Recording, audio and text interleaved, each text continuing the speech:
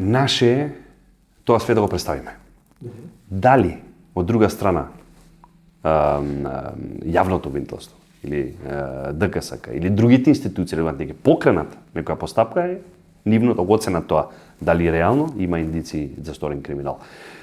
Не може ние да збориме за фирми кои во рок од година и пол добиле на локално ниво 161 тендер, една фирма, да нема индиции за сторен криминал. Значи ние може да кажеме, може да преротичме, може да предочиме, може да дадеме аргументи, а понатака е топката на страна на релевантните институции за тоа. Затоа јас упорно кажувам дека ние треба да бидеме очите на народот, реално, затоа што народот нема инструмент да оди да проверува, да доставува документи, да ние ќе бидеме фактички очите и ушите на народот каде што ќе предочиме дека во одредени сегменти има и те како индиции за корупција.